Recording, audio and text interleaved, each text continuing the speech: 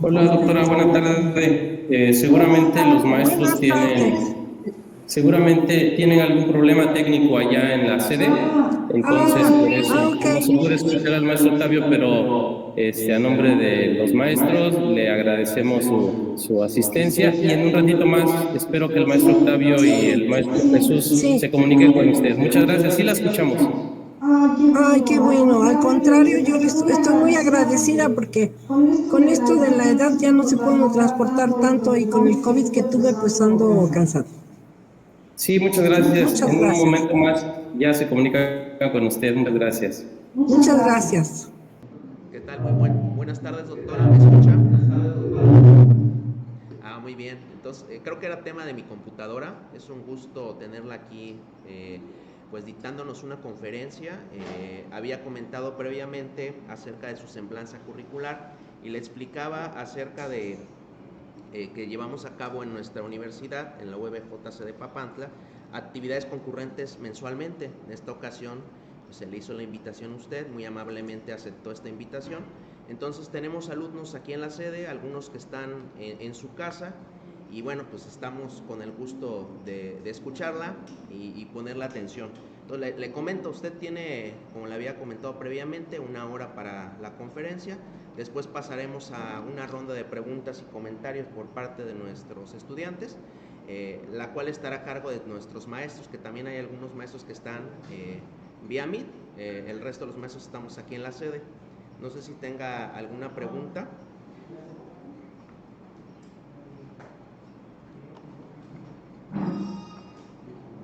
Le comentaba al maestro Octavio si puedo compartir pantalla porque la presentación que le envié agregué otras diapositivas para hacerla más completa. Sí, bueno. Entonces, ya empezamos, usted me da luz verde. Adelante, doctora, adelante.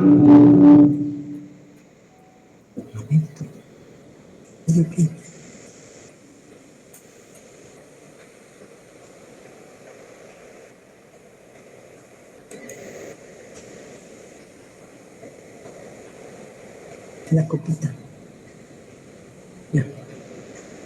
¿Me oyen? Hola. Sí, sí, lo escuchamos. ¿Ya se ve la pantalla? Sí, adelante. Sí, se ve, doctora. Bueno, voy a dar inicio.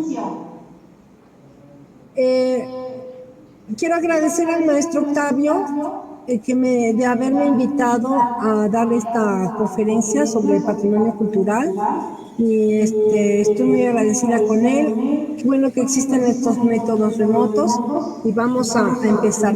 El nombre de la conferencia es Técnicas Físico-Químicas aplicadas al estudio del patrimonio cultural. En el centro nuclear tenemos infraestructura suficiente para apoyar al estudio de material, ya sea arqueológico o pinturas al óleo. Para datar huesos de mamut. Entonces contamos con una infraestructura de un acelerador de partículas. Esto quiere decir que aceleran partículas cargadas que interaccionan con la materia. Tenemos un reactor nuclear que en lugar de acelerar partículas emite neutrones.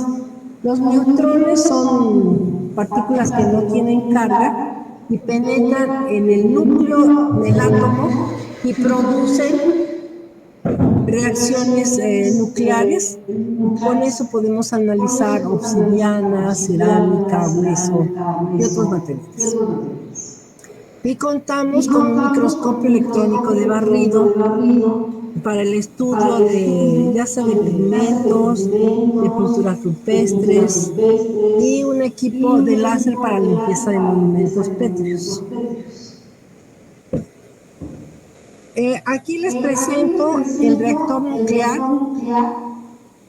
en el que nosotros hacemos uso de los neutrones que produce el reactor para irradiar nuestras muestras de obsidiana, cerámica, hueso, para determinar los elementos más importantes para estudio de rutas de comercio. Esta luz azulita que ven aquí se llama efecto Cherenkov, que lo descubrió un ruso, lo estudió él, y por eso lleva su nombre, y es cuando una partícula cargada interacciona, en este caso con el agua, el frenado de la partícula en el agua produce esta luz azul. Ahora, en esto... Sí. En esta vemos un trabajo que realicé no en México, desafortunadamente, sino en Francia, en París, en el Museo del Louvre, en el que tienen un acelerador de partículas que acelera protones.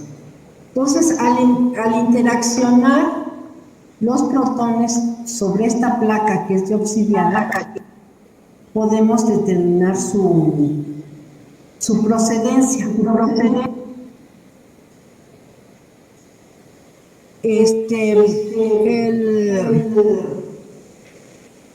Estas placas o estas placas encontraron que eran obsidianas y fueron pintadas por un artista denominado Murillo. Y esta es la agonía de Cristo en el jardín. Lo primero, cuando las encontraron, dijeron pues de dónde se procedían las placas de obsidiana. Y encontraron que, bueno, podrían proceder de México. Podrían. Entonces se hizo un estudio, se bombardeó con protones de esta parte de obsidianas para determinar la composición química de las obsidianas. Entonces, en este caso, estos son los datos que nos proporciona al interaccionar los protones con la obsidiana. Podemos nosotros determinar desde sodio, aluminio, silicio, potasio, hierro, zinc, plomo, rubidio, itrio, circonio, bueno, estos elementos. Después de tener las concentraciones, de hacer cálculos y obtener las concentraciones de estos elementos, se hace la comparación con los elementos de yacimientos de obsidiana. En este caso, que se obtuvo que la composición de los espejos ahumados, se les decía que eran espejos ahumados, provenían de México y provenían de las fuentes de Ucareo, del Ucareo Sinapecuaro del estado de Michoacán. Por comparación de resultados del estudio de las fuentes con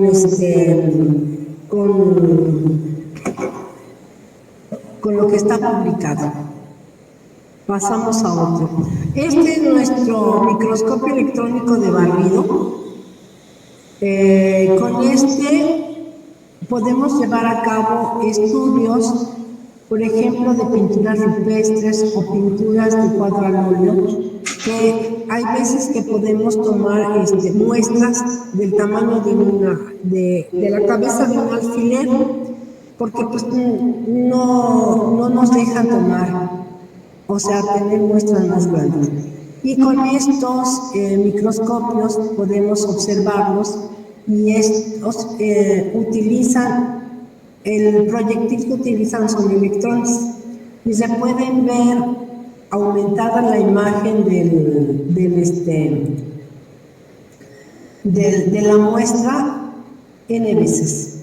Y también podemos analizar con electrones esos granitos tan pequeños. saber, pero elementos mayores, o sea, los que están en mayor concentración generalmente son sodio, potasio, aluminio, silicio, hierro.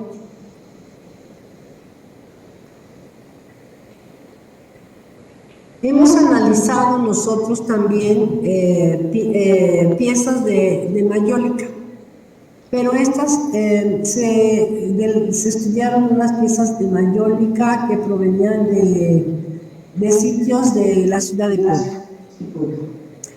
Pero para esto, para analizarlas, usamos el reactor nuclear, o sea, las bombardeamos con neutrones.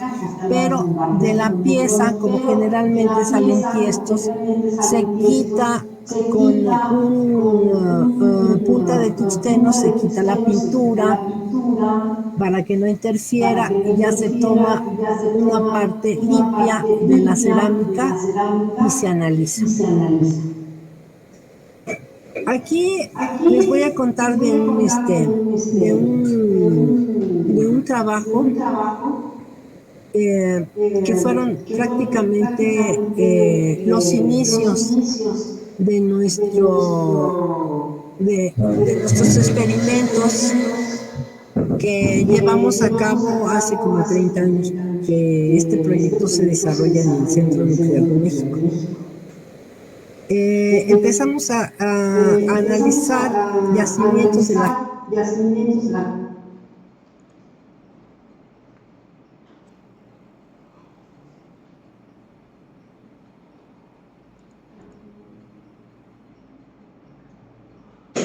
Disculpe, se apagó su micrófono. No se escucha.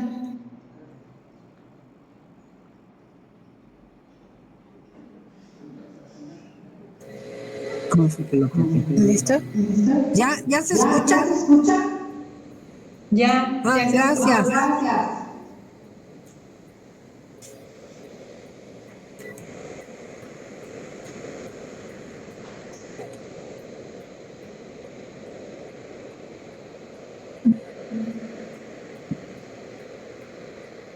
Compartir. No.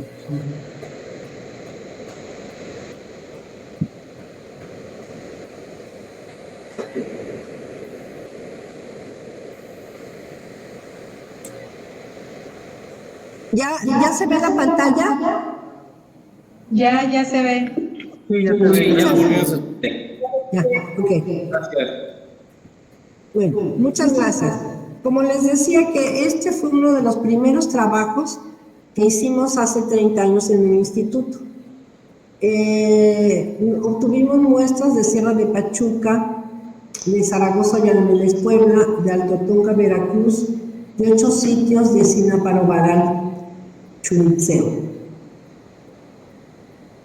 En este caso lo que nos propusimos fue analizar las principales fuentes del eje volcánico, a donde se encuentran los principales yacimientos de obsidiana que fueron explotados en la época prehispánica.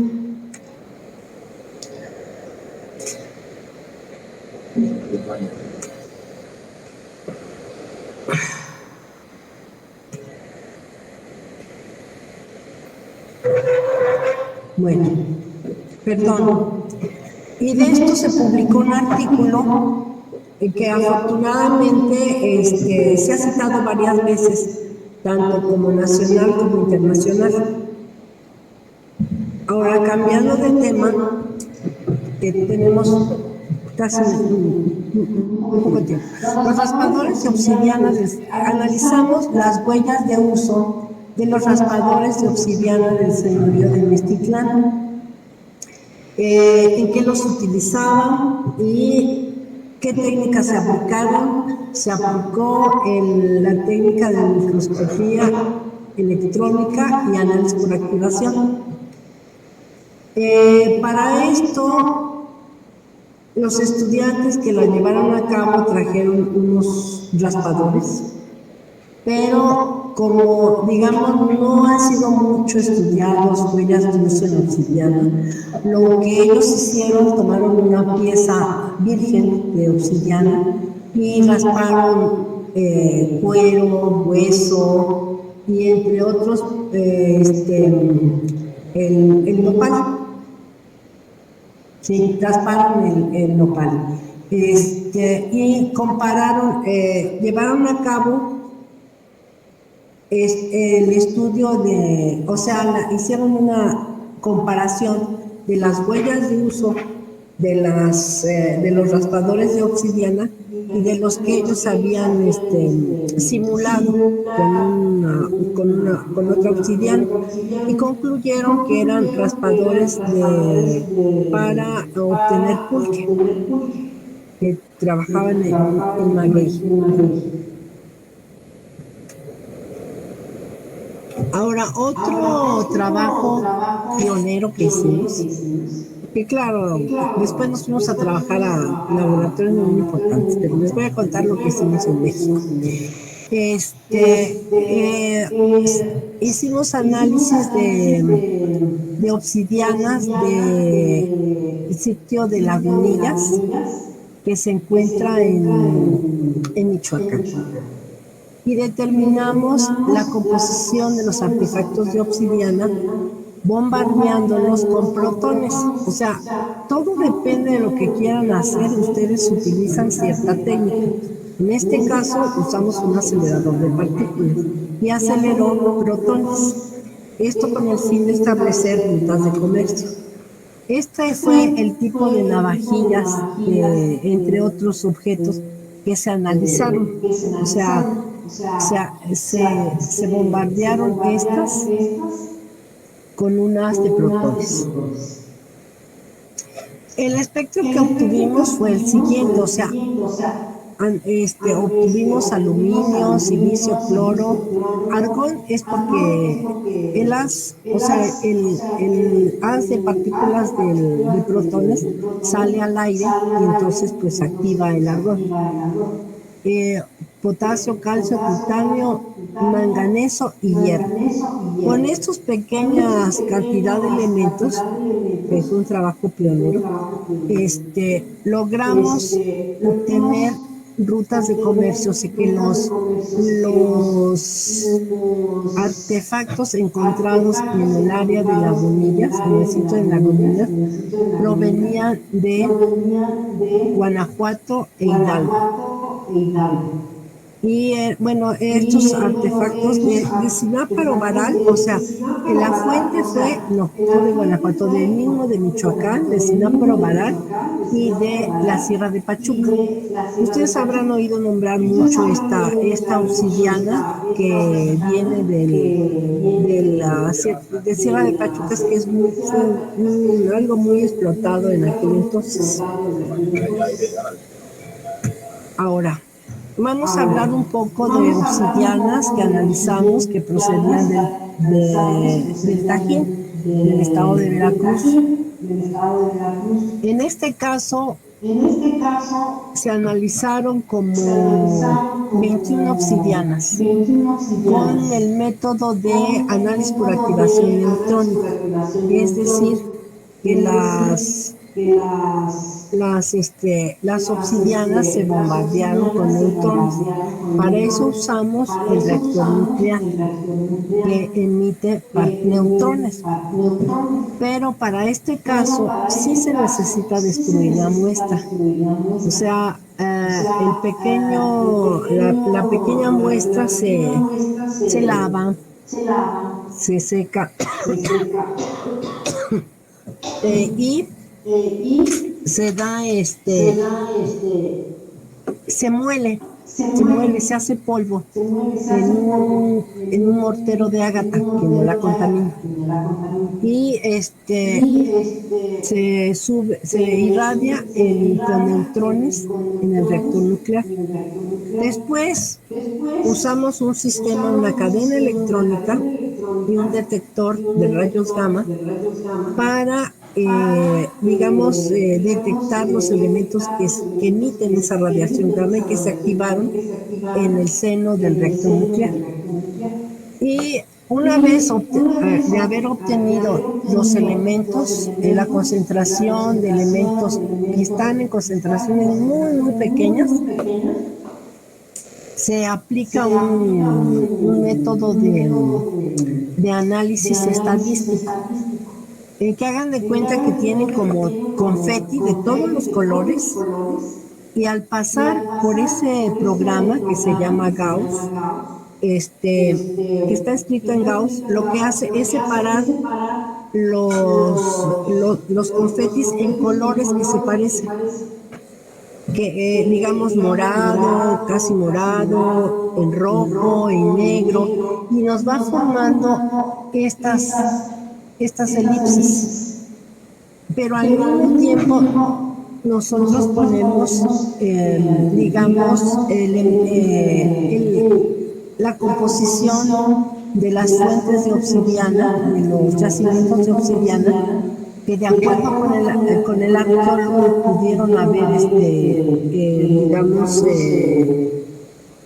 pudieron haber tenido un comercio con esa zona. O sea, esto no, es un trabajo multidisciplinario, porque nosotros podemos hacer los cálculos, pero quien resuelve la cultura, de dónde venían las obsidianas, es el arqueólogo. O sea, nosotros trabajamos para lo que el arqueólogo nos propone el problema. Y nosotros tratamos de resolverlo. Ahora, también hemos aplicado técnicas nucleares para el análisis de metales del Templo Mayor. Estas son como tipo cuentas de collar que recubrían como las bolitas eran de cerámica y las recubrían con oro, o cascabeles que los hicieron de cobre. Entonces nosotros, el cobre pues no se oxida. Para estudiar estos cascabeles, la composición, se limpió esta parte con ácido, con una solución especial. Y entonces ahí nosotros lo que hicimos fue bombardear con protones, usamos un acelerador de partículas para saber su composición. Su composición era de cobre y plata, que según los arqueólogos,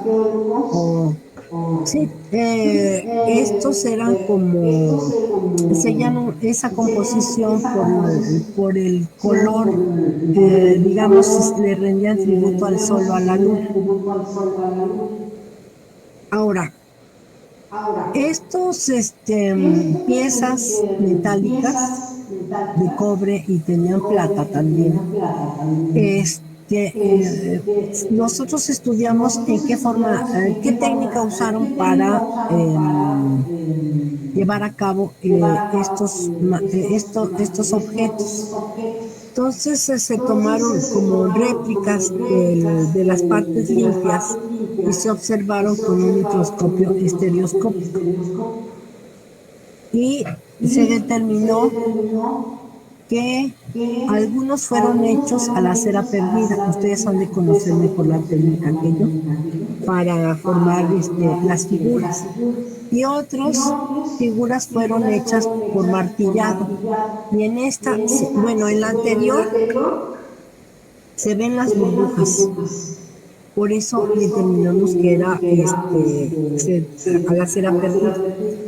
Y cuando aparecen líneas como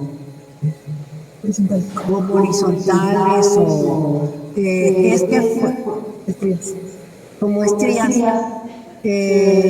fueron hechas con la técnica de martillado. También se analizaron piezas de oro que provenían del Templo Mayor, pero tenían oro y plata.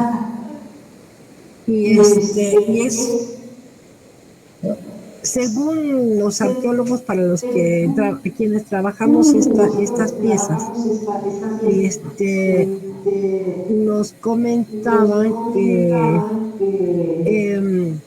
eso ustedes sabrán más que yo, que las piezas venían de la técnica con la que fabricaron estas piezas venía de Perú, que fueron los expertos ellos en manejar este tipo de piezas y que bordearon toda la costa y llegaron a Michoacán. Esto también es una teoría que propone Dorothy Hoster, que es la que más ha estudiado metales prehispánicos de México. Bueno, dejamos esa parte. Ahora les voy a platicar esto ya como que fue un análisis más completo, análisis de artefactos de obsidiana que proceden del estado de Sinaloa con la técnica PIXE. Esta quiere decir que usamos un acelerador de partículas y la partícula que usamos para analizar las muestras fueron protones. Como pueden ustedes observar en la foto, son piezas muy completas. A sí no nos podemos arrancar un pedazo y decir lo vamos a moler para hacerlo con análisis por activación. Entonces hay que contar con otra técnica no destructiva, como es la técnica de bombardear con imanes de protones y detectar los rayos X que provienen de las muestras. Entonces, en este caso, ya pudimos analizar, se pudo analizar elementos a nivel de trazas como el arsénico, el zinc, el litio, el circonio, el rubidio. Ahora el criptón se ve ahí también porque está en la atmósfera, o sea, es un haz al aire. También se ve que hay cobre, pero muy poco. Y de acuerdo con estos análisis y ya usando el programa de separar elementos, las concentraciones de elementos que más se parecen, obtuvimos este diagrama de componentes principales. El G1, estas obsidianas provienen del Valle de las Navajas en Nayarit, que según esto los arqueólogos yacimiento no ha sido muy estudiado. Que son más o menos, proviene de Teuchitlán, La Mora, Jalisco. Que son más, que es el G3, vienen de la Sierra de Pachuca.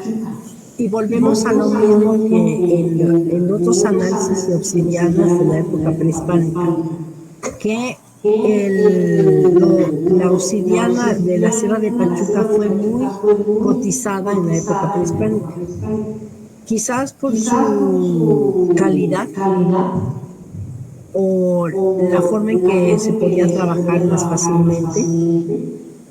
Y de hecho, los artesanos aquí que viven cerca de Sierra de Pachuca, de donde se encuentran los yacimientos, siguen trabajando la obsidiana y pues sus artesanías, ya sea que las venden en su pueblo o en Teotihuacán.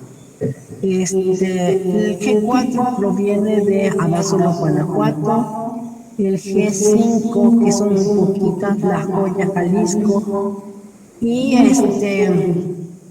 eso es lo que nosotros les proporcionamos a los arqueólogos y ellos ya deducen la temporalidad, cómo se desplazaba la gente para si llegaban en nódulos las obsidianas o si había un taller para trabajar obsidianas, porque siempre en los lugares en donde, por ejemplo, en la Sierra de Pachuca, todavía se encuentran vestigios de talleres de obsidiana de la época prehispánica.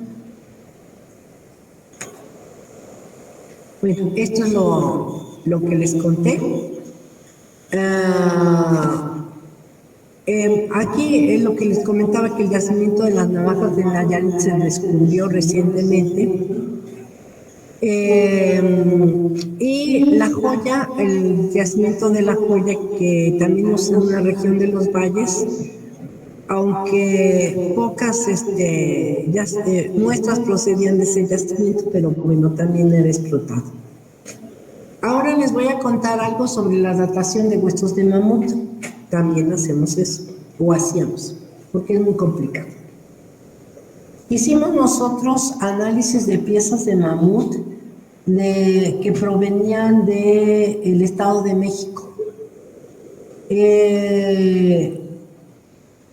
Ahora, para analizar un hueso de mamut, eso lo supimos después porque nos dio mucho trabajo darnos cuenta de cómo debe estar la muestra preservada para poderlo analizar.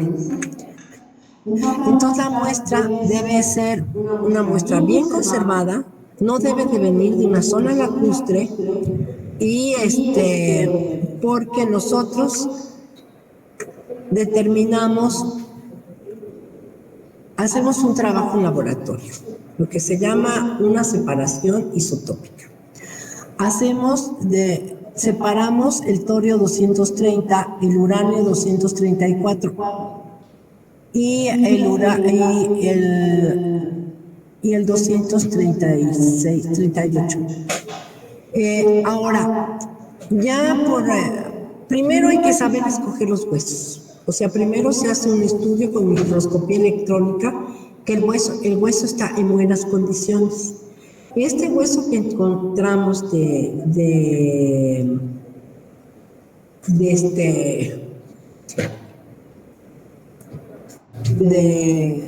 mamut estaba tan bien conservado que hasta se observa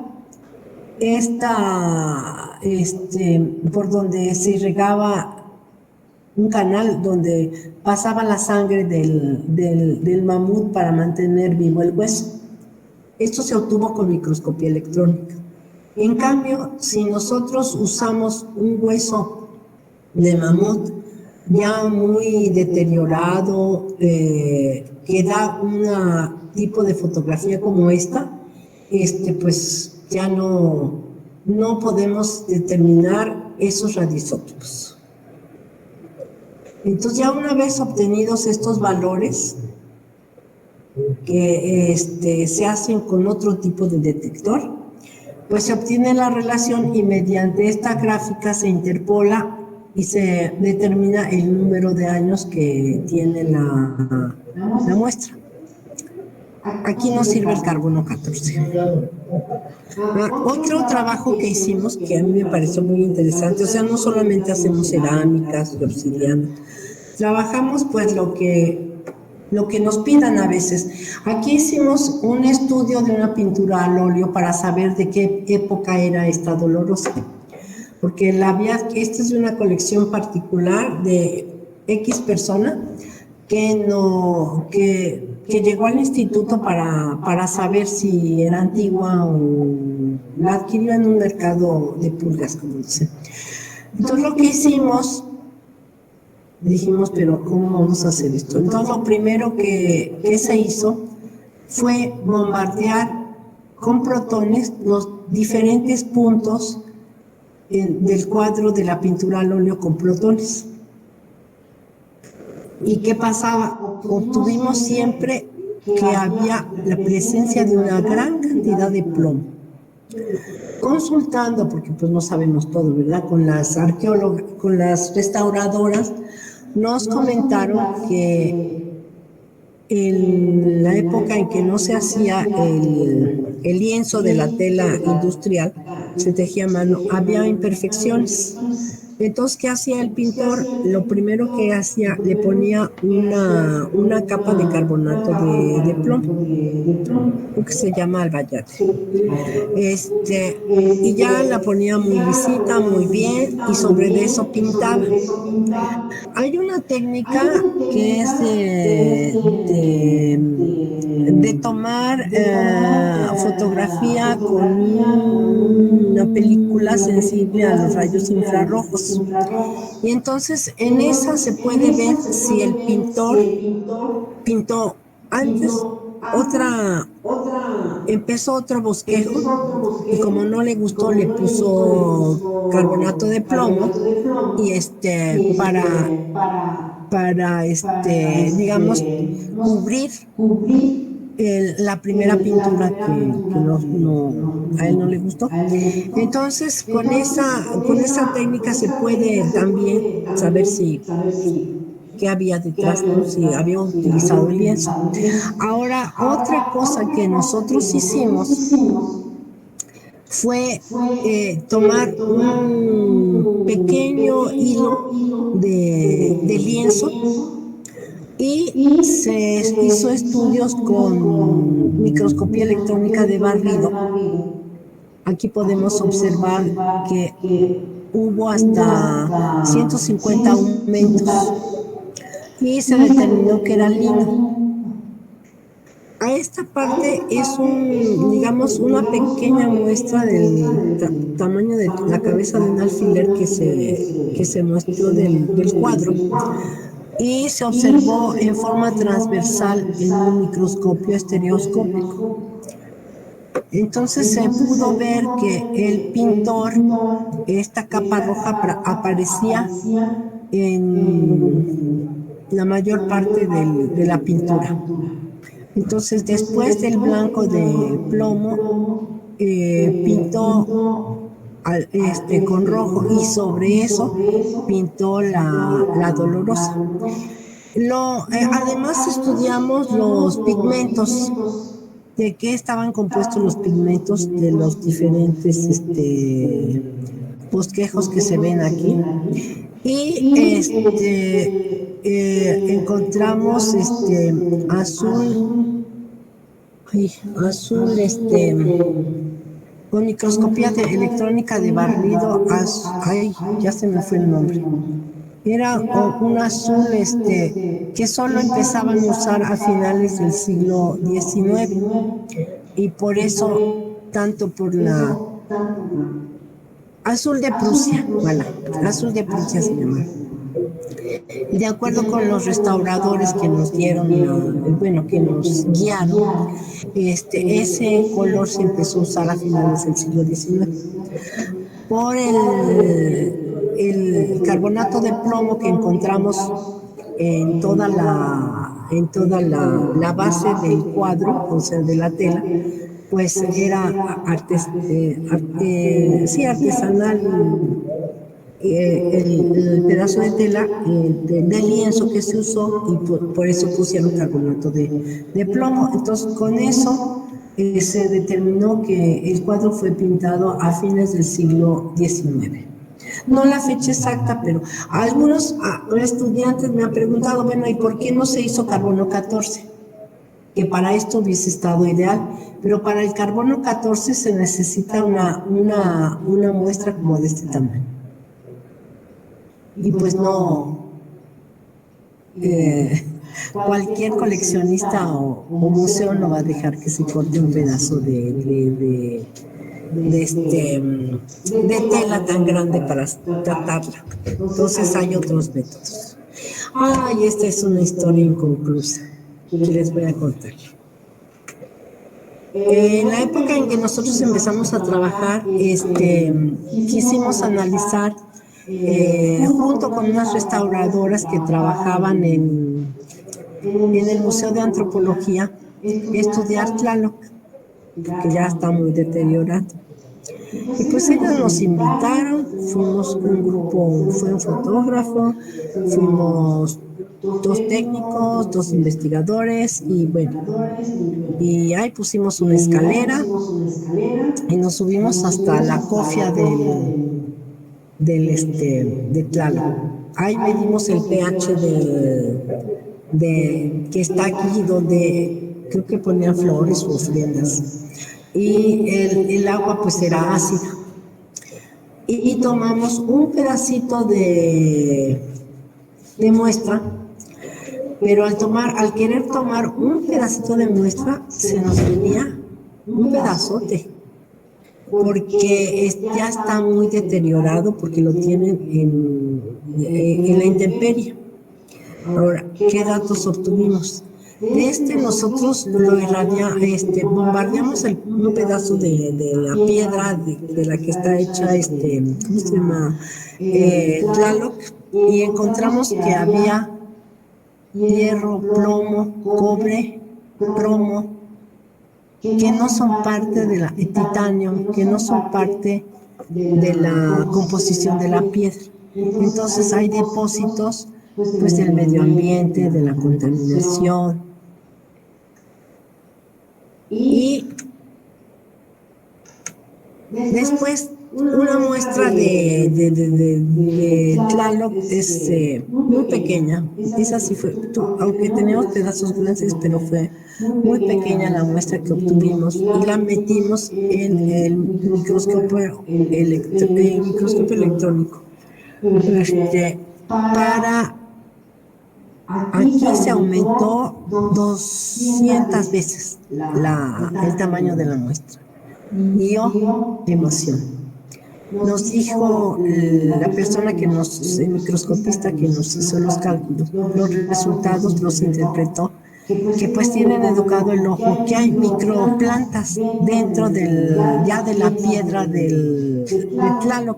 Y estas van a seguir creciendo por la humedad y va a haber un momento dado que si a esa estatua no la ponen en resguardo, el monumento, se va a empezar a desmoronar.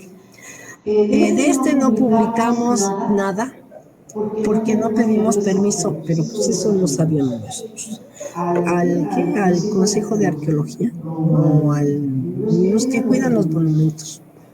Estaban en Churubusco. Todos nos amenazaron que si nos acercábamos al Tlaloc nos iban a meter a la cárcel, porque no habíamos pedido permiso. Entonces se quedó inconcluso y no tenemos derecho a publicar nada de lo que encontramos, porque pues no queremos ir a la cárcel.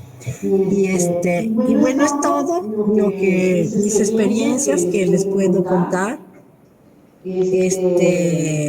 Y si quieren hacer una pregunta, alguna duda, o todo es duda, pueden hacerlo.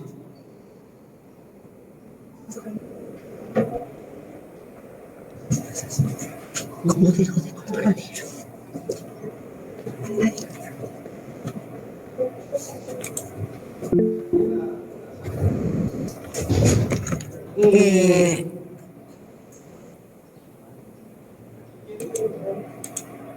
Ya, es todo. ¿Tienen alguna pregunta? ¿Oyen o no oyen? No sé. ¿O todo es duda? Se oye, gracias. ¿Sí se escucha? Sí, sí se escucha. Sí, escucho. ¿No hay nadie más para pregunta o pregunta? Maestro, ¿logran escuchar ahí la presentación? No sé si en la sede tienen el audio activado. Veo que Julio levantó la mano y también Lucía en algún momento. No sé si alguien quiere seguir con las preguntas. Maestro Octavio, ¿nos escuchan? ¿O podemos pasar con las preguntas de Julio y luego Lucía? Sí, adelante. Gracias, maestro. Por favor, si nos apoyan ahí coordinando también quién está levantando las manos. Estamos atentos. Buenas tardes, doctora. ¿Logra escucharme? Adelante. Sí. Bueno, me quedo con lo último que platicó, esta pieza de Tlaloc, ¿dónde fue encontrado? Porque usted mencionó que después de los resultados. ¿En dónde la encontraron? Pues yo no soy muy arqueóloga, más bien preguntas técnicas, pero la encontraron en Cuautitlán, Estado de México, no sé si Cuautitlán es Estado de México. De ahí se la llevaron, creo que fue en los años 60, cuando se inauguró el Museo de Antropología. Y según cuentan, tuvieron muchas dificultades para llevarla a la Ciudad de México. Y ese día llovió mucho. Y dijeron que era la protesta de Tlaloc de haberlo sacado de su lugar de origen y traerlo a la Ciudad de México. Es lo que sé de la historia de Tlaloc. No sé si alguien pueda hablar más. pero a lo que usted sabe ya está reuniendo las condiciones para su preservación o aún no, sigue todavía, o sea que todavía se puede deteriorar. Desafortunadamente, no nos dejaron presentar un reporte final que estando a la intemperie, sigue, pues está expuesto a la humedad, al calor, a la lluvia ácida, a la contaminación ambiental y algún día se va a caer a pedazos, a lo mejor es dentro de un siglo o menos, pero sí tendrían que hacer algo para resguardarlo o hacerle un edificio o bien meterlo al museo, porque hay una pieza que encontraron, no me acuerdo del nombre de la pieza, pero era como de la misma época de Tlaloc, pero que está en el interior del museo, y esa está muy bien conservada. No, incluso cuando, no sé si lleguen a ir algún día ahí al museo, ya hayan ido, se pueden fijar que la estatua, el monolito, está en una fuente. Y hay veces que ponen a funcionar la fuente y se observa un halo de depósito calcáreo que es blanco alrededor de la parte inferior de la pieza. Y eso pues no debería ser, porque digamos que se sigue deteriorando más la pieza. Y con los microorganismos que están creciendo en el interior, no microplantas, no microorganismos, microplantas, pues van a crecer. Ahorita en época de secas, pues ha de estar, pero cuando es época de lluvias, pues sí van a crecer esas microplantas y seguirán creciendo hasta que se caiga a pedazos el Tlaloc. Pero esto nosotros no lo publicamos, no lo divulgamos, porque como no se había pedido permiso ahí a las autoridades de Lina, pues nos amenazaron que si nos volvíamos a acercar a Tlaloc, pues nos iban a meter a la cárcel. Y pues, ¿quién quiere estar en la cárcel? Yo no quiero ser héroe. Entonces, pues ahí sigue y hay que se desborone. ¿Sí? ¿Alguna otra pregunta?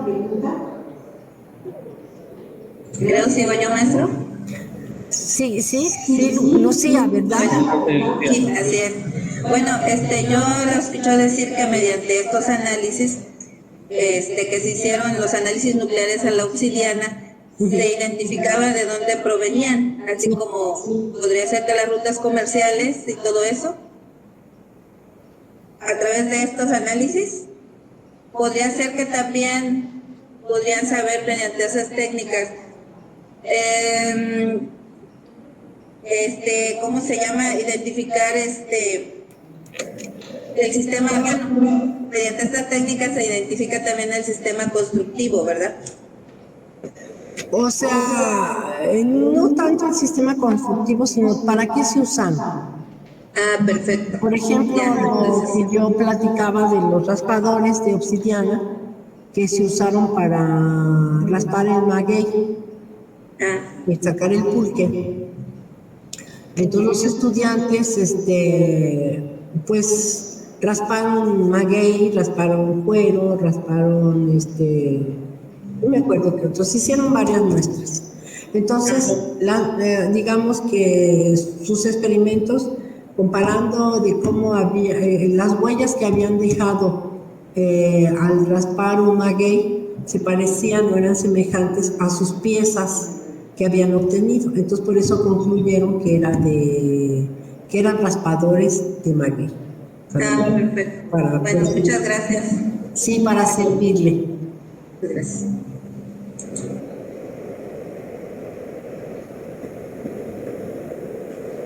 Maestro Octavio, no sé si logran escucharnos, pero están en lista de espera Esmeralda, Florentino y Pedro Isaac. Yo voy al tercero, maestro.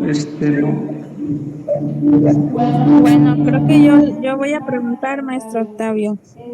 Mi pregunta, doctora, sería ¿por qué dice usted cuando se bombardea con neutrones a la pieza? Y otra que me surgió fue ¿por qué cuando se hace el análisis de los elementos químicos, usted dice que se encuentran al aire?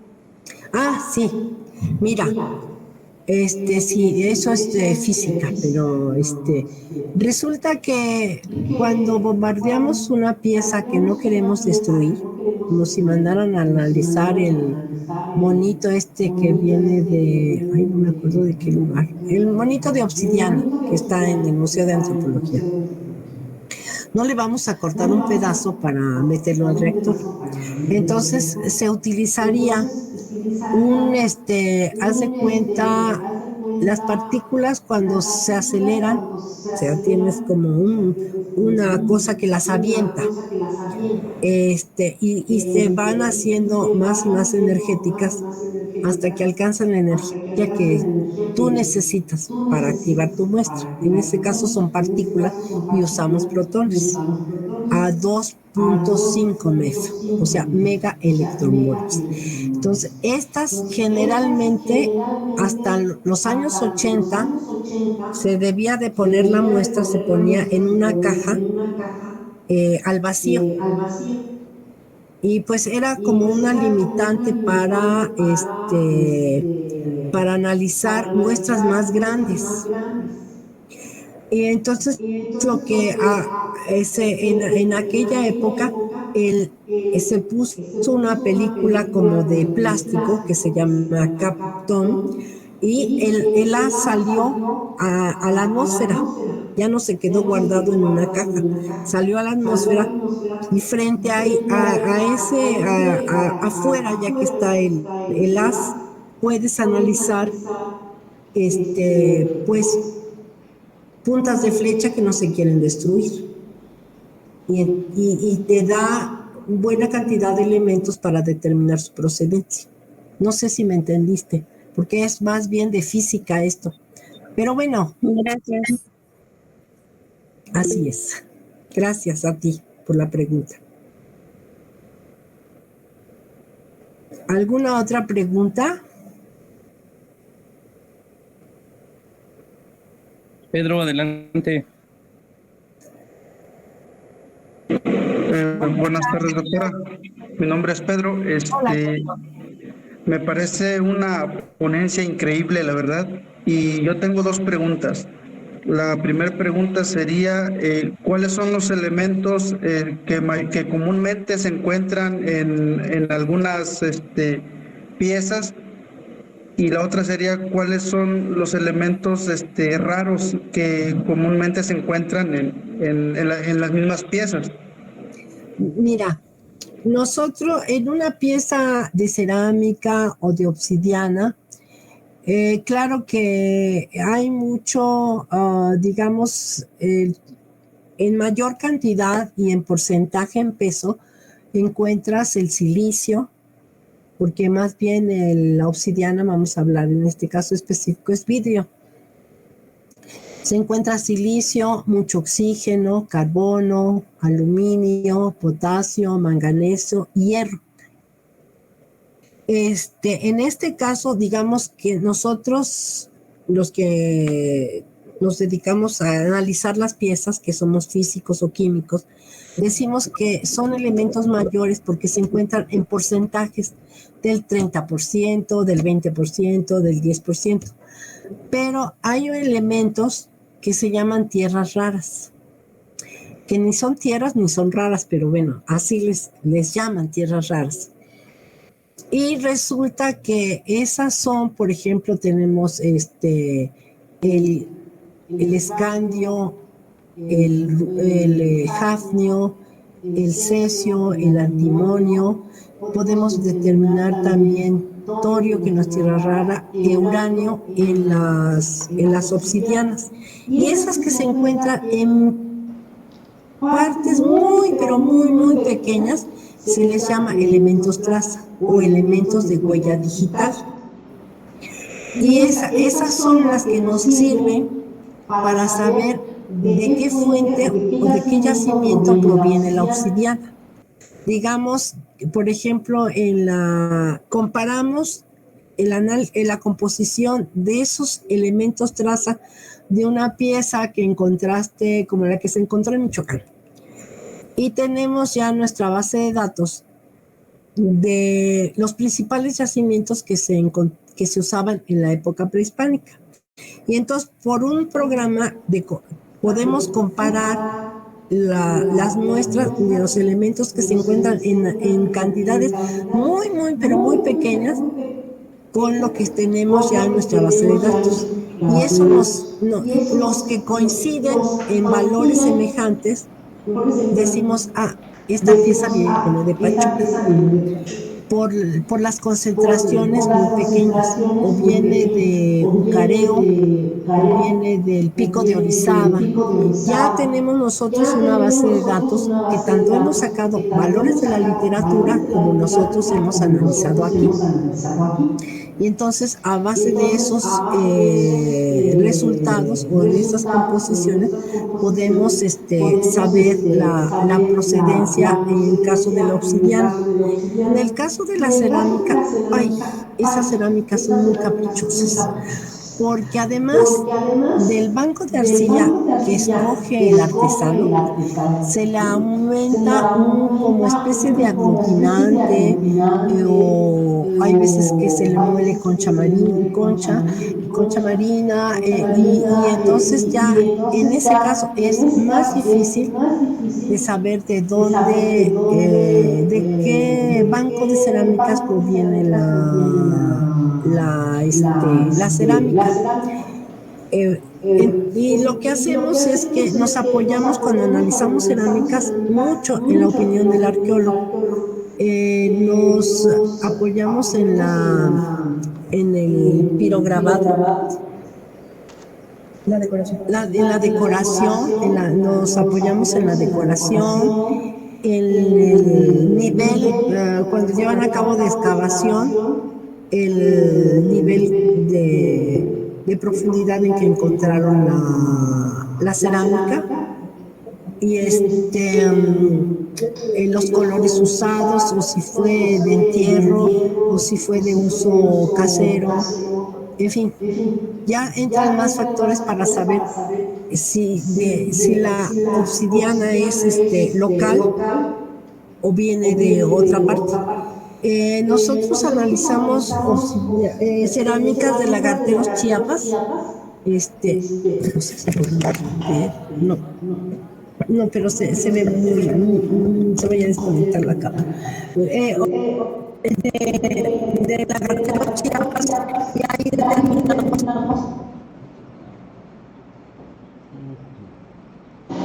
No se escucha, doctora.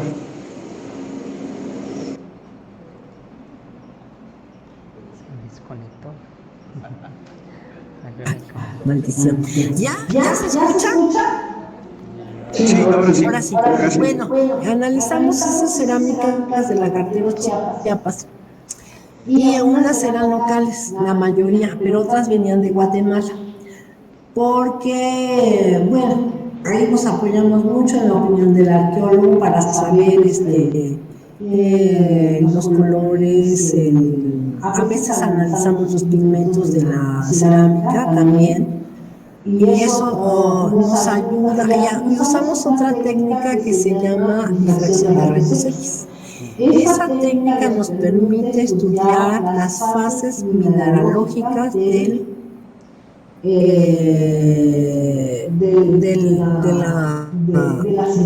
la cerámica. Y mediante eso podemos determinar también temperatura de cocimiento. Y les voy a contar otra anécdota, o un chisme, como lo quieran tomar.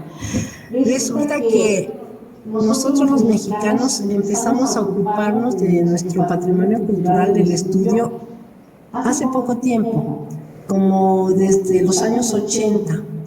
Pero hay publicaciones desde los años 60 que han hecho franceses, alemanes y americanos, que conocen más sobre la artesanía, de cómo se fabricaban las cerámicas y las obsidianas que nosotros los mexicanos. Y ha sido un grupo muy pequeño que ha crecido poco a poco, pero bueno, ya tenemos que dejar también para gente joven, ¿no? Y preparar gente. Y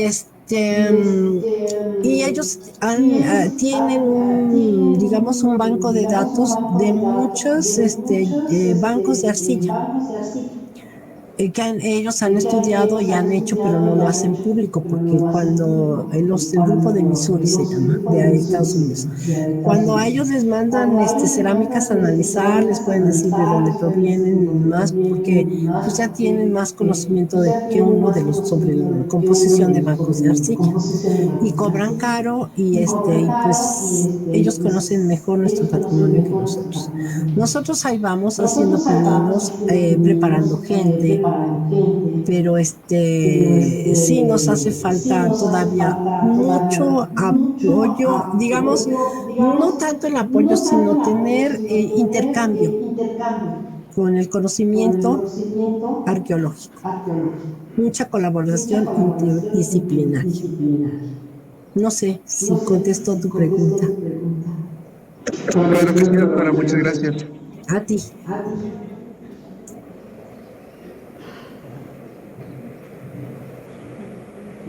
Sí, buenas tardes, doctora. Hola. Me llamo Efigenio. ¿Cómo se llama usted? Efigenio. ¿Es profesor? Tengo la siguiente pregunta para usted. Dentro de su conferencia, usted dijo que dentro de la estatua de Tlaloc, en su interior, existen microplantas, y si estas siguen avanzando, pues es peligroso, ¿no? Porque se puede echar a perder. Ahora, mi pregunta es la siguiente. ¿Qué son las microplantas?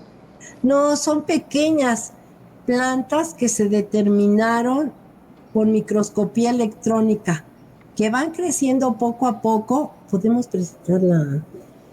Voy a compartir pantalla. ¿La misma presentación? Sí.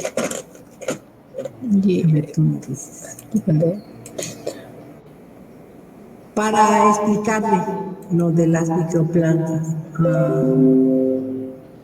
Aquí ya se está compartiendo. ¿Sí? ¿Ya? Ponemos la copita, ¿no? Ay, ¿dónde está lo de Tlaloc? Fue al final lo de Tlaloc. Sí, ya me acordé.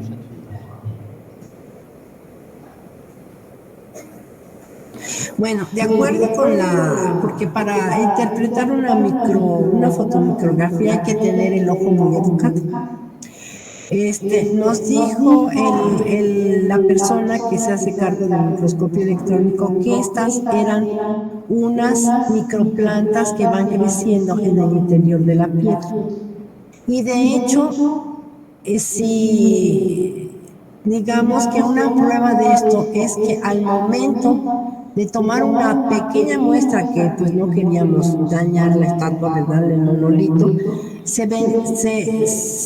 arrancaba una pieza grande, se venía una pieza grande del monolito.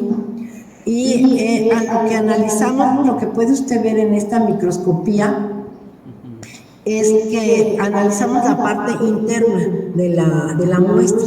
O sea que hay ya pequeños objetos orgánicos o plantas orgánicas muy pequeñas que están creciendo en el interior de la piedra del monolito.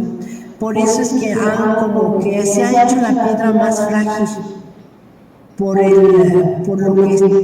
lo que hay adentro del monolito. No sé si me expliqué o es más su duda. Sí, la explicación está correcta. Ahora, lo último que podría agregar es que si esto puede ser visible o no. No es visible. Fíjese, aquí para ver esto se aumentó 2000 veces la imagen con el microscopio electrónico de Barnett. 2000 veces. Aquí está bueno, los que se dedican a la microscopía dicen magnificencia, pero esto viene del inglés, o sea, aumentos de la imagen. Se aumentó a 2000 veces la lente para observar el interior de la piedra. Y es muy frágil. Es muy frágil digamos ya la composición del material o del material que compone el monolito es frágil. En cambio, de la que está en el interior del museo, que es de la misma época, se ve limpia, no se ve oscura, no se ve que sea frágil, claro que no la podemos tocar, ¿verdad? Pero el Tlaloc sí se ve deteriorado. Y haciendo estos estudios, pues sabe uno por qué. Y además, imagínense el agua que tiene la cofia, que es ácida, que pasa a través de la piedra. Digamos que va, pues como es posible, no, de arriba para abajo, se va absorbiendo esa agua ácida en el interior de la piedra, lo cual también, digamos que antes, creo que en el pueblo la tenía como acostada por ahí, estaba al exterior, pero no estaba, digamos, de pie como la tienen ahora en el Museo de Antropología. Y en los años 60, que se la trajeron a México, pues usted habrá oído hablar el deterioro ya de contaminación de partículas que hay pues en las grandes ciudades. ¿Alguna otra pregunta o respondí su pregunta o no sé? Sí, estuvo claro, doctora. Muchas gracias. Bueno, a usted. Hasta luego.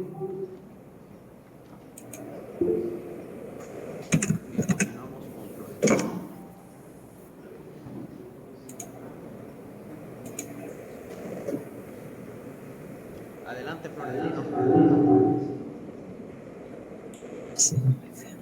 Hola, señor Florentino. Buenas tardes. Muchas gracias por escuchar mi plática. No le oigo. ¿Tiene alguna pregunta para hacer? Hola, buenas, doctora. Gracias por compartir.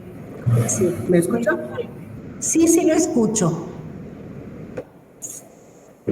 ¿Me escucha? Ok. Muchas gracias por compartirnos su conferencia el día de hoy. El título que lleva es Ciencias Químicas y Físicas aplicadas al patrimonio cultural, ¿verdad? Sí. Bueno, ya nos explicaba con respecto a la obsidiana, sobre el monolito de Tlaloc.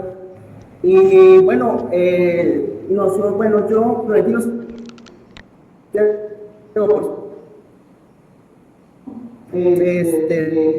de sexto ciclo de la VBJ de acá de Papantla, está trabajando el proyecto del patrimonio natural, en este caso el agua. Y entonces la pregunta que yo quisiera hacerle es si esas técnicas también podrían ser aplicadas al agua o solamente al patrimonio cultural tangible. Bueno, si su pregunta va dirigida al análisis de agua, sí podríamos analizar agua para determinar contaminantes, pero si es cómo se puede producir el agua o cómo aumentar la cantidad de agua, no.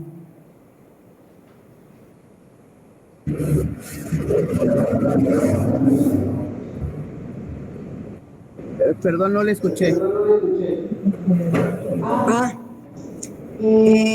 Mire, las técnicas que nosotros utilizamos en el centro nuclear, podemos determinar contaminantes de agua. O sea, podemos analizar el agua para ver los contaminantes no orgánicos, sino metálicos o, sí, sobre todo metales pesados que a veces arrastra el agua. Pero ¿a eso se refería su pregunta o a cómo producir más cantidad de agua? No, está correcta el comentario con respecto a los contaminantes, ya que dentro de los elementos del agua, en la propuesta está el cuidado de la conservación de un arroyo. Le voy a hacer un comentario.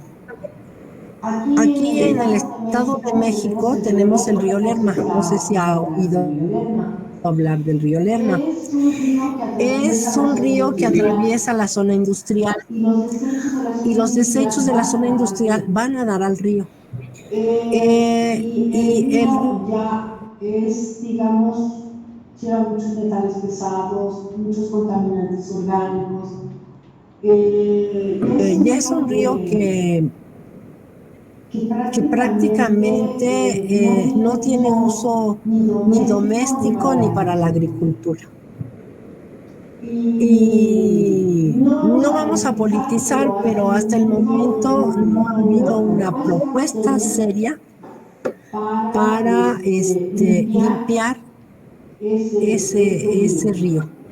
Se han hecho muchos proyectos, se han analizado mucho el agua del río Lerma, pero sin llegar a algo concreto de decir vamos a parar los desechos de las industrias en el río y que ellos se hagan cargo de las industrias mismas de limpiar el agua. No hay nada de eso, se sigue.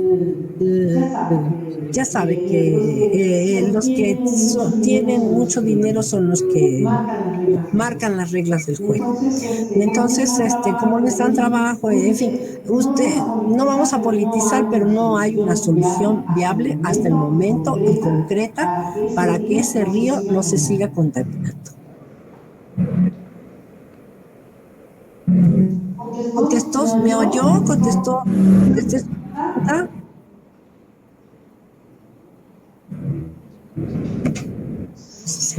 Adelante, Luis. Buenas tardes, doctora. Mire, también le quisiera hacer una pregunta y es la siguiente. ¿Para qué sirve la datación por carbono 14 y cómo funciona en el estudio del patrimonio cultural? Algunas veces se usa para datar cerámicas, para datar hueso y metales, metales no, sobre todo cuestiones orgánicas. Es porque se analiza el carbono 14. O sea, carbono 14 es que el carbono debe estar etiquetado con ese número de masa, carbono 14. Ahora, esa técnica la maneja el INA para determinar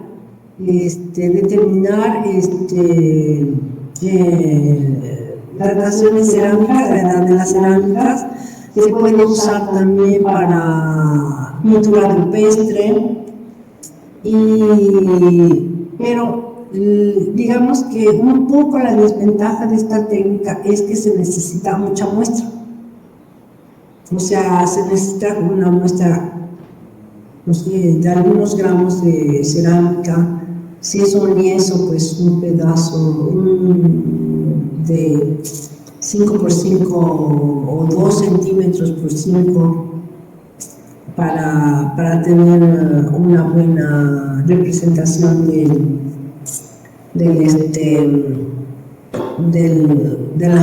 la fecha. Y la UNAM también cuenta con la técnica de datación de carbono 14, pero ahí es diferente a la que tienen en el INA, porque en este caso utilizan un acelerador, digamos, que descompone la muestra y entonces con un imán separa el carbono que está etiquetado 14, y a partir de eso se puede datar, o pueden datar también madera, pintura rupestre, nosotros hemos tratado pintura rupestre y cerámicas. Parece que hay muchas cerámicas haciendo años cola ya en el instituto, en el INA, en los laboratorios que tiene el INA. Sí. Huesos de mamut, no. Para eso necesitamos, digamos, elementos que duren más miles de años en la naturaleza. ¿Sí?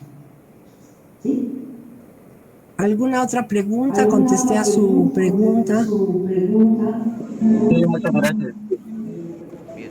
Para Gracias, servirle. doctora. Adelante, Claudia. Gracias, profe. Buenas tardes. Mi nombre es Claudia Jiménez. Hola, Claudia, ¿cómo estás? Bien, un saludo. Soy del 6º semestre y mi pregunta es, usted explicó que existen varias técnicas para el estudio de piezas, de pinturas, como la de los rayos X y el estudio nuclear. Mi pregunta es si estas técnicas, además de ayudar, también ponen en riesgo a las piezas para que tengan menos tiempo de vida o las modifican. Sí, esta es una muy buena pregunta. Porque, por ejemplo, si usamos análisis por activación, o sea, bombardeamos con neutrones, la pieza se tiene que destruir porque esa se tiene que volver polvo para meterla al reactor nuclear. Pero sin en cambio, si se bombardea con protones, a la pieza no le pasa nada. Eso es lo que pensamos. Pero en el año como 2015, sí estamos en el 2024, sí creo que como en el 2015, yo asistí a una serie de conferencias en París, en el Museo del Louvre, y es lo que se preguntaban la gente, que si eso podía dañar, sobre todo al análisis de cuadro, de los lienzos, si podía dañar o dejar huella. Antes no se habían hecho esa pregunta. Entonces esa reunión fue específicamente para digamos, hablar sobre eso. Y porque también a veces los códices se analizan bombardeándolos con fotones, o sea, con energía pura. Y entonces digamos que para determinar o contestar ese tipo de preguntas, nosotros bombardeamos, bueno, no quedó al aire porque fue cuando fue la pandemia.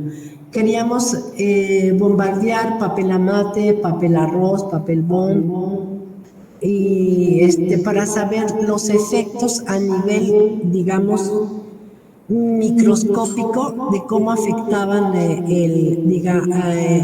a las fibras de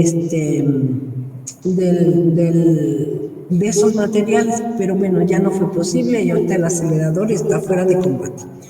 Pero lo que sí hicimos, y no lo mencioné, fue que nosotros en el centro nuclear también tenemos un irradiador gamma.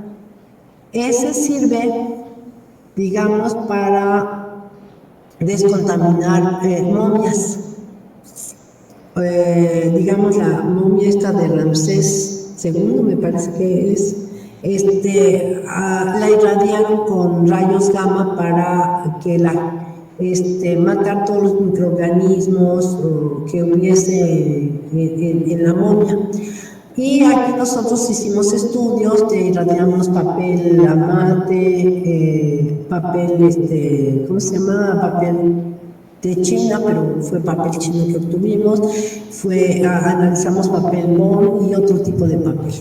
Y afortunadamente a la dosis en que se matan los bichitos, a las dosis y el tiempo que se tienen que irradiar con radiación gamma, que son paquetes de luz, por decir, de energía, no le pasaba nada al papel. O sea que tranquilamente nosotros podíamos pasar momias a cierta dosis de radiación gamma para, digamos, esterilizarlas o quitar los pequeños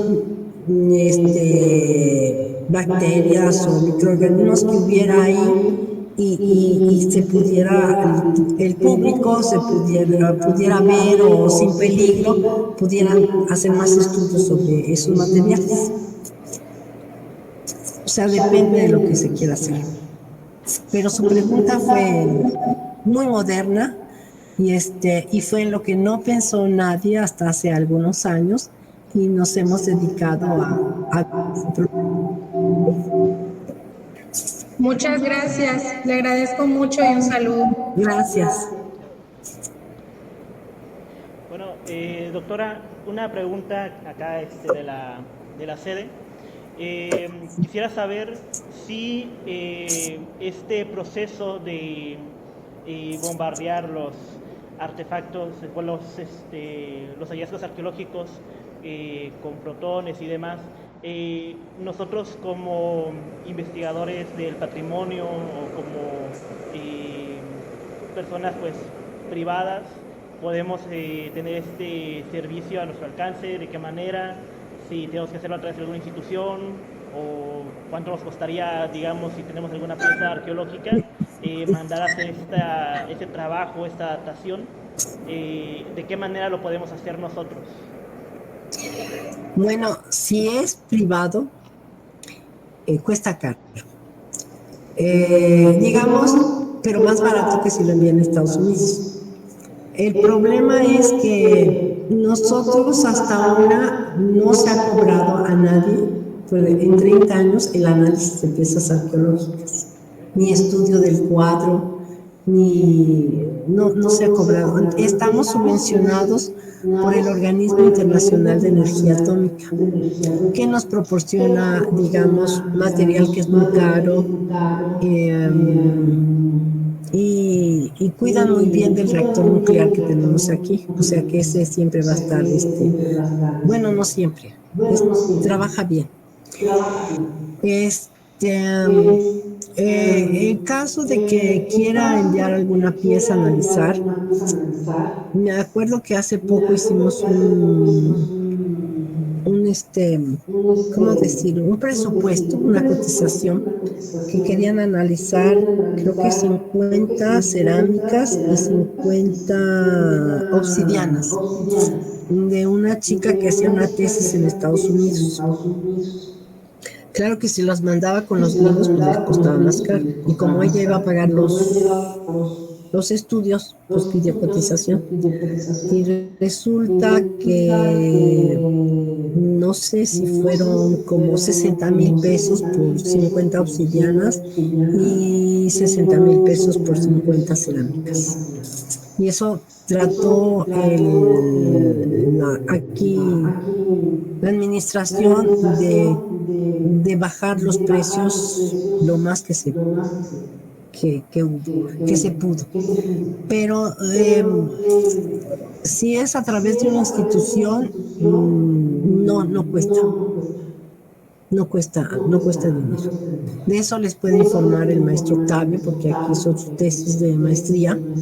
Y bueno, él vino a trabajar aquí las piezas. Sí, no se cobró nada. No sé si contesté a su pregunta. Sí, muchas gracias. De nada.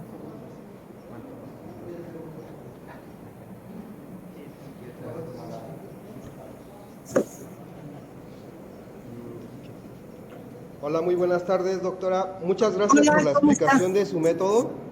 El análisis que nos presenta nos proporciona siempre más información valiosa para las características y conservación de las piezas y la autentificación de la pieza. Mi pregunta es, ¿cuál sería el método más común que usted aplica en las piezas? Dependiendo lo que nos pida el arqueólogo.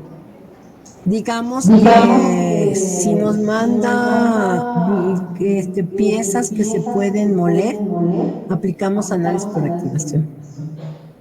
Y si no, se aplica el acelerador, se bombardea la muestra con protones. Si no, se puede destruir la muestra, así como las que les presenté de Sinaloa, que eran piezas completas. Se aplica la técnica usando un acelerador de partículas. Eso es. Muy bien, de antemano, muchas gracias, doctora. No le oigo. Muchas gracias. Nada.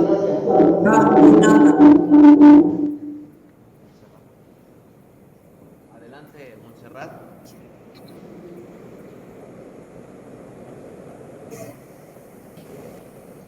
Sí, dígame.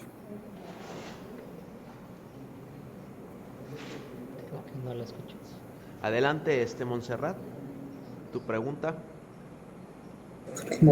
Hola, gracias. Buena tarde. Hola, Montserrat. ¿Qué tal, Dolores? Buena tarde. Buenas tardes. Montserrat Rebollo, yo soy antropóloga social y bueno, a mí me llama la atención pues mucho la perspectiva que estás planteando y bueno, mira, como antropóloga social estoy obligada a preguntarte de qué manera las narrativas sociales han influido en los estudios químicos. Me refiero, por ejemplo, es que al ver, por ejemplo, el Tlaloc o las piezas de obsidiana, pues por lo regular siempre pues tienen narrativas detrás, ¿no? Comunitarias. Y pues de alguna manera cuando se quieren intervenir ya desde el aspecto material o químico, todavía como lo que presentas, que me parece sumamente importante, las narrativas comunitarias juegan un papel pues muy importante. Entonces yo quisiera saber desde tu perspectiva, ¿no? como científica, cómo ha influido este trabajo, estas narrativas en tu trabajo. Muchas gracias, un abrazo y felicidades por tu exposición. Gracias, Linda. Generalmente estos trabajos son interdisciplinarios. Nos apoyamos mucho en los arqueólogos para poder interpretar resultados. Desafortunadamente, algunos arqueólogos que se dedicaban a divulgar o a tener en cuenta el sentir de la población, porque sabrás, pues ellos pasan en las excavaciones, se relacionan mucho con las personas de los pueblos que están cercanos al sitio de excavación. Bueno, ellos fallecieron con la cosa de COVID, pero a veces nos contaban historias o narraciones importantes del sentir de los pueblos, sobre todo, digamos que uno de las, no sé si sea tan importante como lo que tú me preguntas, pero en algunas partes la gente de los pueblos encuentra piezas arqueológicas cuando se dedica a cultivar la tierra. En un principio las guardan en su casa y cuando ven la oportunidad se las venden a algún extranjero. No le entregan a Linda como debería de ser. A veces se dedican a falsificar piezas también para sostenerse y vendérselas a los extranjeros. Y hay un arqueólogo con el que trabajamos mucho, que digamos que era de los que más se acercaba a las comunidades cuando excavaba, el maestro Eladio Terreros, que falleció hace 2 años. Y en nuestros artículos, bueno, no, cuando publicamos, el arqueólogo es el que se encarga de interpretar los datos, de darnos la época del epiclásico, posclásico, porque ahorita yo les conté los de las técnicas, pero se hace una interpretación. O sea, si no estuviera el arqueólogo con nosotros, no podríamos publicar. Y algunas veces tenemos, como se analizó una vez una colección que tenía un campesino que encontró en el campo, arando su tierra. Afortunadamente no vendió la cerámica, digo, las obsidianas que encontró. Eso fue en Calpan, Puebla. Nos las dio para analizarlas, y junto con este arqueólogo que era de origen de ahí, de Calpan, pudimos armar algo, porque Calpan es una región que está cerca de Cholula, y Cholula es muy conocida, y en cambio Calpan no. Entonces de ahí se logró, digamos, armar un poco la historia prehispánica de ese pueblo que está cerca de Cholula. Y claro, uno habla de Cholula y grandes cosas que salen, ¿no? Pero de los pequeños pueblos no. Y hay muchas regiones, bueno, no muchas, no sé, pero algunas que que por comentarios de la gente dicen aquí hay mucha obsidiana, y que la gente no se da cuenta de los pueblos que ese fue un yacimiento de obsidiana. Y lo que ahora estamos haciendo con Rodrigo Esparza del Colegio de Michoacán es analizar nuevos yacimientos de obsidiana no conocidos. Y entonces que se han logrado, bueno, primero por el recorrido que hacen los arqueólogos, y también por lo que las personas que viven cerca de esos lugares, pues saben que existen, pero no saben con quién dirigirse o con quién hablar sobre eso. Entonces sí nos ha ayudado que los arqueólogos tengan contacto con la población. No sé si contesté tu pregunta o... Sí, María, muchas gracias. Gracias por compartir tu experiencia y tu saber, y felicidades a la UBJ por sus actividades. Un abrazo para todos.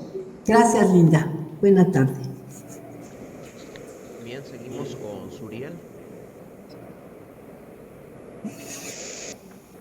¿Sí? Suriel, no oigo tu pregunta.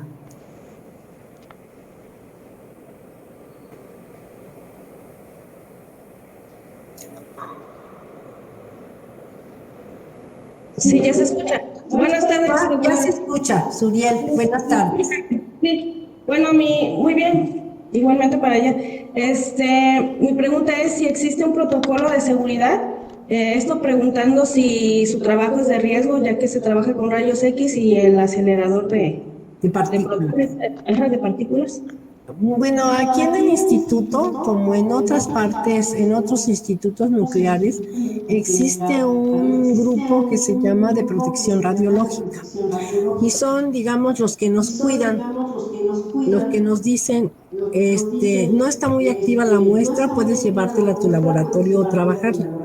Nosotros cuando, por ejemplo, irradiamos en el reactor nuclear obsidiana o cerámica, la dejamos que pierda actividad por 10 días para que nosotros al manipularla no corramos riesgo. Y cuando se trabaja en un acelerador de partículas, no hay problema porque la muestra no se activa. Nada más no hay que entrar a la sala de experimentación cuando el haz sale a la atmósfera para analizarse el material. Pero sí tenemos, nos cuidan, usamos no sé si lo veas por aquí, se vea, un dosímetro, que cada vez que trabajamos en el laboratorio es una película que registra la radiación que está recibiendo durante el trabajo. Nos los cambian mensual y cada año nos hacen análisis de sangre Nos mandan a hacer análisis de sangre para tener en cuenta el número de plaquetas que tenemos, que es lo que principalmente se ve afectado cuando nosotros nos irradiamos más de la cuenta. Pero hasta ahorita nosotros trabajamos con actividades bajas. Bien. ¿Contesté tu pregunta? Creo que sí, muy interesante. Gracias. Muchas gracias. Un saludo. Gracias, doctora. Vamos a dar lectura a 3 preguntas que tenemos en el chat. Y la primera pregunta es de Adriana García. Ah, sí, ya le leí. Y nos pregunta si algún artículo o publicación que podamos consultar para saber más del tema. Ah, sí. Bueno, quedé de enviarle y no le he enviado a Octavio algunos libros de divulgación, libritos, no librotes, libritos de divulgación que hemos escrito en el instituto y los tengo vía, o sea, se le puede mandar a Octavio por internet, y si alguien de ustedes quiere el libro, le puede mandar su correo electrónico a Octavio, quien fue la persona que me invitó y organizó esta conferencia, para que se los haga llegar.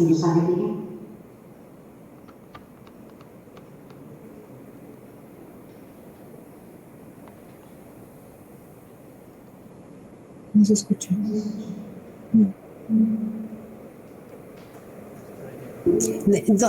Maestro Eder, no lo escucho. Veo que está hablando y su micrófono está apagado.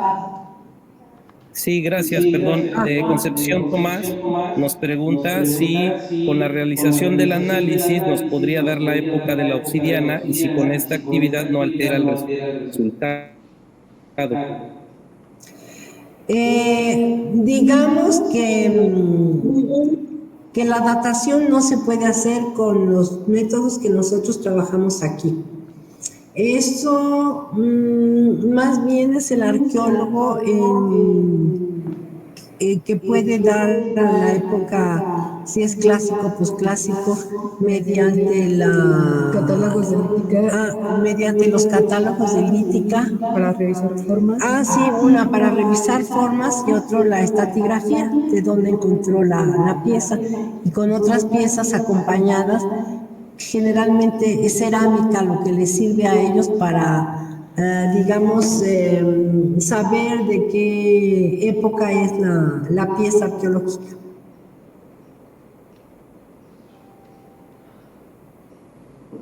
Muchas gracias.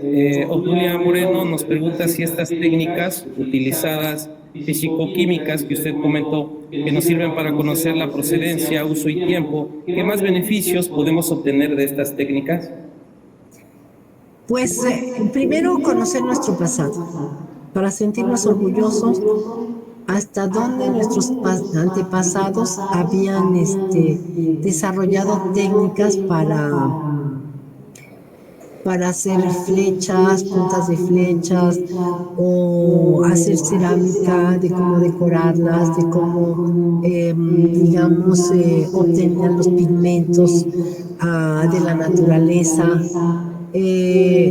Estudiamos un ejemplo que se podría dar es de las pinturas rupestres de Baja California, que se determinó, digamos, se mandó a hacer la datación de carbono 14 a la universidad, determinamos la composición de las pinturas rupestres y la base también sobre lo que estaban pintadas las pinturas rupestres, y toda la explicación iconográfica que dio la arqueóloga. Eso nos valió que nos dieran la portada en la revista que la arqueóloga publicó el artículo.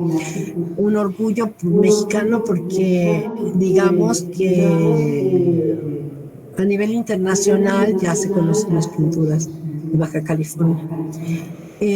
Ahora, ¿qué más se podría conocer? Pues de cómo hubo el intercambio comercial en la época prehispánica.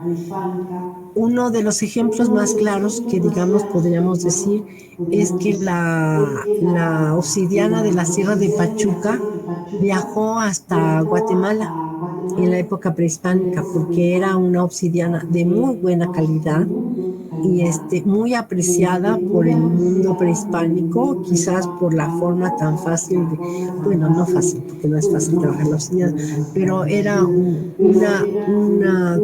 material muy amigable para trabajar. Y igual otro que yo no he estudiado eso, pero no sé si habrán oído el estudio del azul maya, que de la pintura, del pigmento color azul maya, que lo hizo el doctor Miguel Yacamán, un físico muy importante en México, que el azul maya está hecho de paligosquita, que es una arcilla que se encuentra en Calakmul, y con un pigmento orgánico, digamos que penetra en los tubos de la arcilla, en la microarcilla, penetra y es muy duradero. De hecho, algunas pinturas de Cacastla que están pintadas con azul maya, todavía dura ese azul que está hecho con paligosquita y un pigmento azul. Sí, o sea, eso y tan importantes somos tan ricos somos en nuestro patrimonio cultural que los extranjeros vinieron a México pagados por sus países para estudiar nuestro patrimonio cultural. Los mexicanos empezamos tarde, pero ahí vamos tratando de descifrar nuestro mundo prehispánico, el nivel económico que teníamos, el nivel técnico para trabajar, digamos, los pigmentos naturales, la tan llamada estudio del color rojo de la cochinilla. Y eso es lo que puedo decir. Ya me emocioné. Muchas gracias. Gracias a usted. Hablando del tema del tiempo, finalmente Adriana nos pregunta, ¿cuánto tiempo más considera usted que pueda resistir Tlaloc? Y con esta pregunta cerramos. Maestro Octavio, son las que aparecen en el chat. Muchas gracias. No sé, digamos que no podría decir que del año entrante o dentro de 100 años, pero lo que sí que fue desde la época de los años 60 que se trajo el Tlaloc a México y se puso ahí en la entrada del Museo de Antropología, su deterioro es palpable. No sé, depende de las condiciones ambientales y sería ideal que le hicieran un museo al Tlaloc para mantenerlo fuera, digamos, de la contaminación ambiental, de lluvia y en un lugar adecuado para que se conservara. Si han oído hablar del penacho de Moctezuma que está en Viena, en un museo. Yo, como mexicana, quisiera que nos los regresaran, pero creo que está mejor cuidado allá de lo que estaría en México aquí. Eso es mi respuesta. Muchas gracias. Buenas tardes. Buenas tardes. Quería realizarle la siguiente pregunta. ¿Qué implicaciones tiene el estudio de la obsidiana para comprender técnicas de manufactura y habilidades tecnológicas de civilizaciones antiguas? Esa es una buena pregunta. Digamos que las huellas de uso que se estudian a través con el microscopio electrónico de vacío, se podría saber para qué se usaban esos materiales. Es difícil, digamos, pero no imposible. Necesitan los estudiantes mucho tiempo para determinar huellas de uso. Ahora otra, hay algunos arqueólogos que se han especializado en el corte de la cerámica, de la obsidiana, de cómo hay ejes cristalinos bueno, no cristalinos, sino ejes en que pegándole en un punto propicio a la pieza de obsidiana se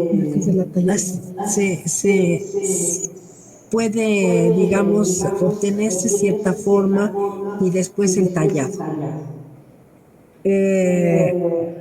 Ya no me acuerdo qué más me preguntó. Ya se me olvidó. ¿Qué más me preguntó? Principalmente, ¿cuáles eran las técnicas de manufactura y las habilidades tecnológicas de civilizaciones antiguas? Sí. Otra cosa que quería comentar. No sé si han visto el que llaman el monito de obsidiana. Es como una vasija pequeña que tiene unos bracitos de obsidiana y un perfil de la cara de un chango, por eso le pusieron. Déjenme tomar un poquito de agua.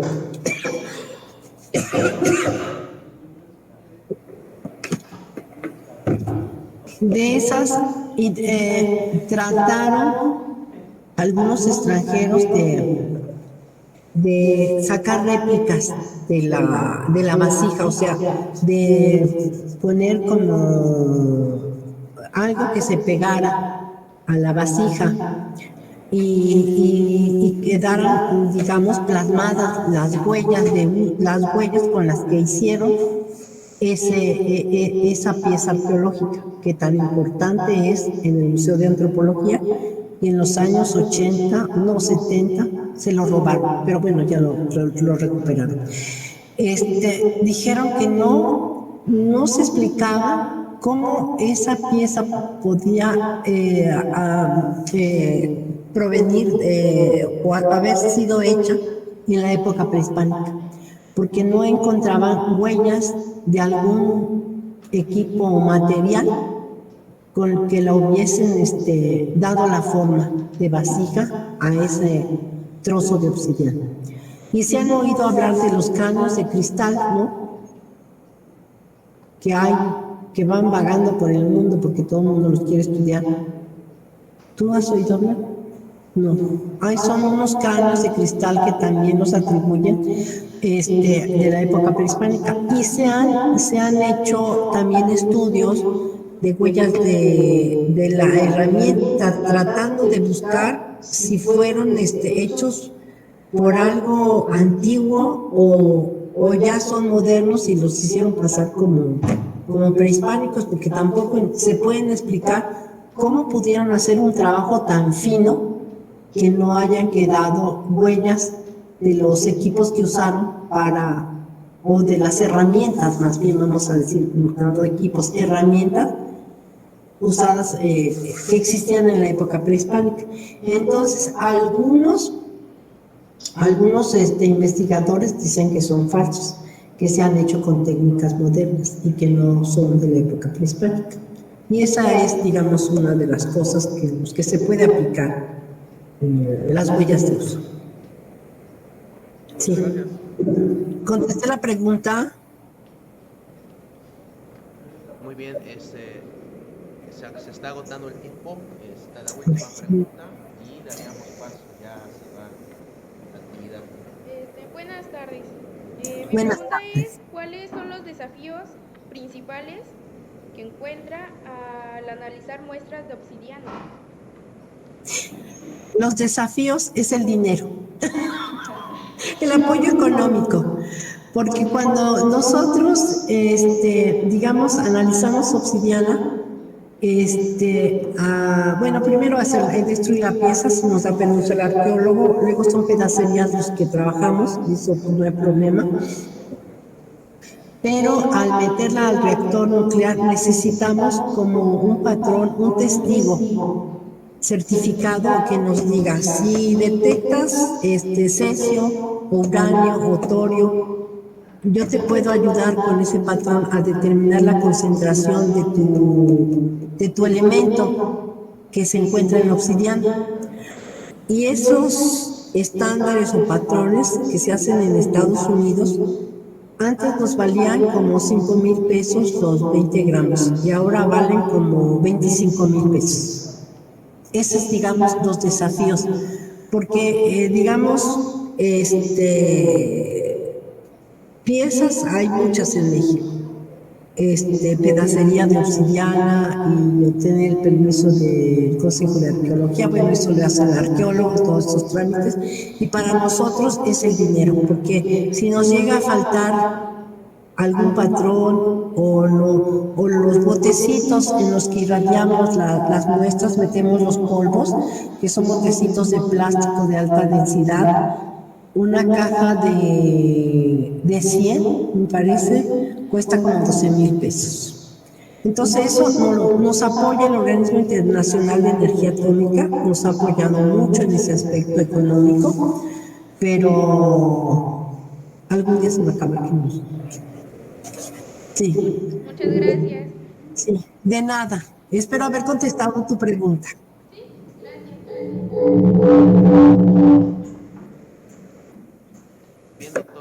Bien, doctora, le agradecemos. Le voy a ceder el micrófono a nuestro coordinador, Jesús Trejo, para que vaya cerrando la actividad. Muchas gracias. Muchas gracias. Muchas gracias, Octavio. Hola, buenas tardes, doctora. Buenas tardes, maestro. Pues primero agradecerle que pues haya podido realizar esta conferencia que atinadamente sugirió el maestro Octavio como parte de nuestras actividades concurrentes, y creo que a toda la comunidad universitaria pues nos es muy interesante, un tema muy importante, porque nos permite conocer precisamente pues otras dimensiones y la importancia que tiene otras disciplinas, ¿no?, para conocer la naturaleza y composición del patrimonio.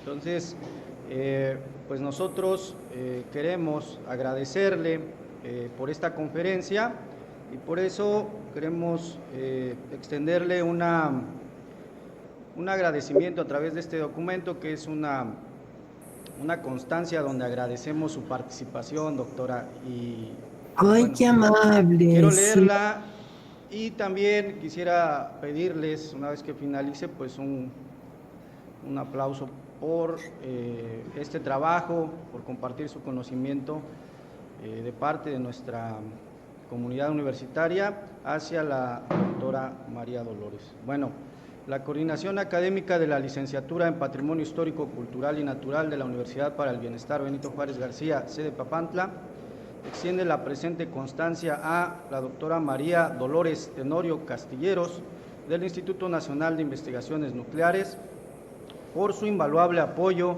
en las actividades de reconocimiento del patrimonio cultural dedicada a nuestra comunidad universitaria.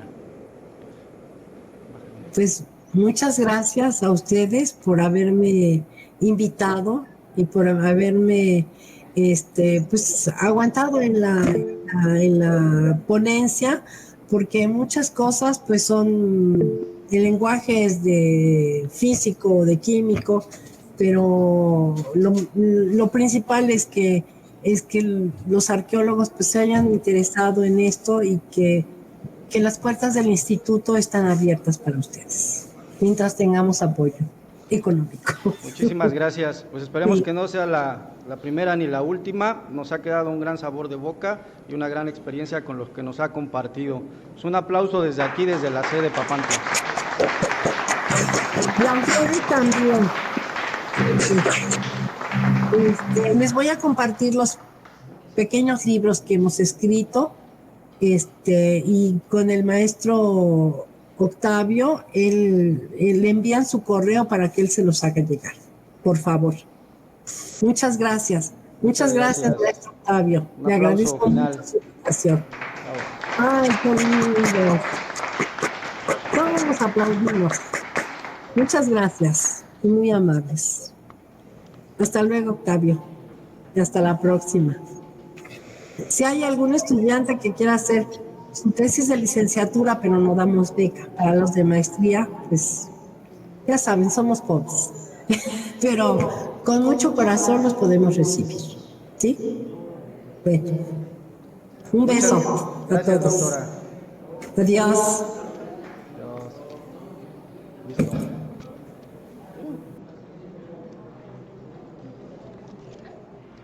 Colocó la cabeza.